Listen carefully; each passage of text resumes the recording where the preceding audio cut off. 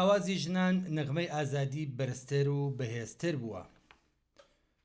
بەپێی هەواڵی ماڵپەڕی سیاسی هەواڵی پەیام ڕۆژی چوارشەممە 27 خاکەلێوە حەوژنی گۆرانی بێژ لە بێهبەهان لەلایەن ئیتلاعاتی سپا و بەسیجی ئەو شارەوە بانکهێشت و لێپێچینەوەیان لەگەڵ کرا. مەئمورانی بێئاگال لە دنیای مۆسیقا پاش پرسیار و وەڵامێکی زۆر داوایان لە هونەرمەندان کرد کە واز لە چالاکی مۆسیقایی بهێنن. هەروەها داوا لە بانگهێشتکراوان ئێلاها ئەحەدی، مەحسان ئیحترامی، نگین مەنسووری نەژاد، ئازەردۆخت تاهێرپور، ڕامەش سەیید، موژدە نەسیری و زولفا جەماشیانی کرا کە بەڵێن بدەن بە شێوەی سۆلۆ واتە تەکخان گۆرانی نەڵێن و لە ژەنینی ئامێر و بڵاوکردنەوەی چالاکیە هونەریەکانیان لە فەزای مەجازیدا خۆ ببوێرن. هەر لەو ڕۆژەدا 161 گۆرانی بێژ، هونەرمەند، چالاگوانی مەدەنی و ڕێکخراو لەوانە 19 ڕێکخراوی ناوخۆی ئێران بەیان نامەیەکی هاوبەشیان بڵاو کردەوە بە ناوی ئاوازی ژنان نەغمەی ئازادی. ئەوان لەم بەیاننامەدا زۆر بوێرانە کۆماری ئیسلامیان وەک حکوومەتێکی دوژمنی ئازادی و دژەژن ناوبرد کە لە دەنگی ژنان دەترسێت. ئەوان لە بەشێک لە بەیاننامەکەدا نووسیویانە دەیان ساڵە ژنان لەلایەن دەسەڵاتی ئیسلامیەوە لە سەرەتاییترین مافی ئینسانی خۆیان واتە گۆرانی وتن و بەشداری ئازادانە لە بواری مۆسیقا بێبەش کراون. لە درێژەی بەیاننامەکەدا هاتووە بەڵام ئەم قەدەغەکردنەش وەک هەر سەرکوتێکی تر بە خۆراگری و بەرخۆدان وەڵام دراوەتەوە. ژنانی ئێران نەک هەر بێدەنگ نەبوون بەڵکو دەنگی خۆیان کردووە بە ئامرازێک بۆ خەبات و دەستەبەرکردنی ئازادی و یەکسانی.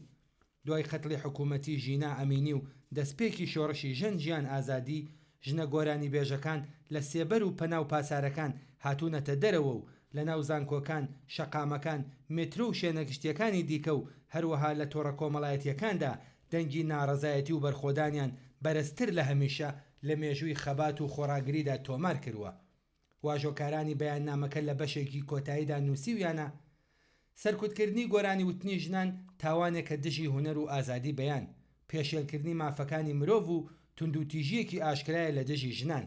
ئێمە هەر هەوڵێکی حکوومەت بۆ کبکردنی دەنگی ژنان بە توندی ئیدانە دەکەین و لێبڕاوانە پشتیوانی لە سەرجەم ژنانی گۆرانی بێژ دەکەین.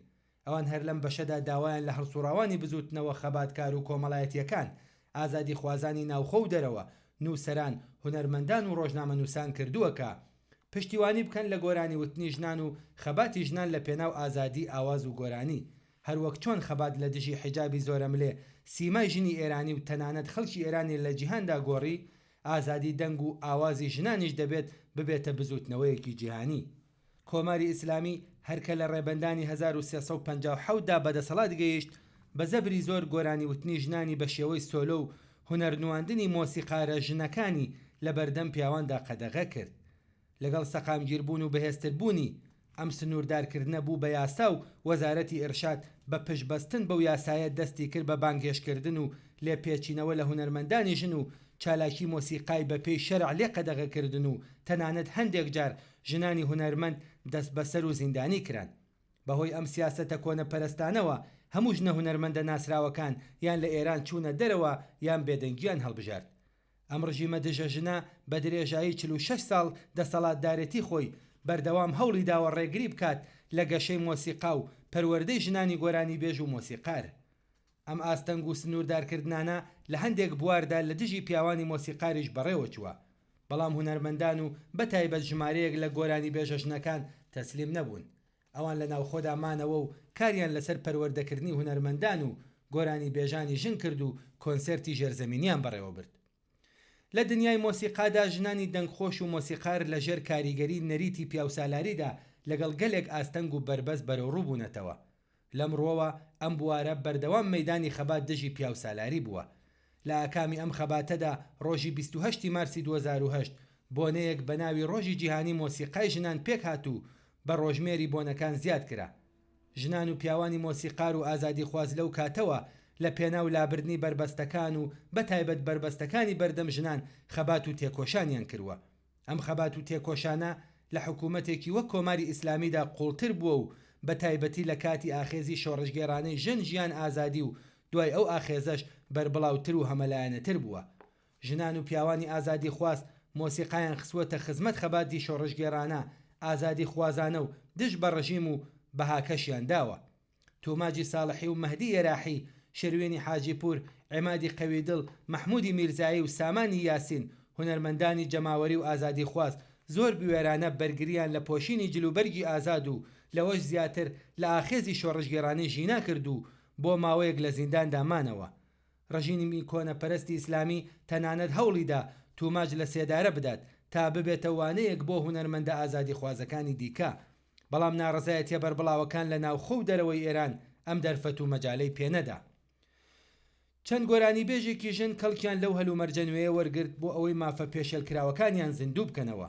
لەم بارەوە دەتوانین ئاماژە بکەین بە گۆرانی بێژی دەنگخۆش و بوێر پەرستوو ئەحمەدی کە ڕێکەوتی 21 سەرماوەزی 1403 بە جلوبەرگی ئازاد و بەبێ حیجاب کۆنسێرتی ناسراو بە کاروانسەرای بە شێوەی سۆلۆ پێشکەش کرد.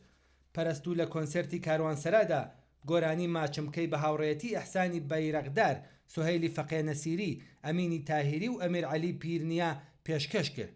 ئەم هونەرمەندە گەنجە لە ناڕزایەتیە سەرتاسەریەکانی ساڵی 1401 ئێراندا ئاوازی لە خوێنی لاوانی نیشتیمانی پێشکەش کردبوو کە دوای پێشوازی بەربڵاوی خەڵک لەم کارە مانگی ڕزبەری 1402 لەلایەن ناوەندە ئەمنیەکانەوە بانکێش کرا و دۆسەی بۆ دروستکرا.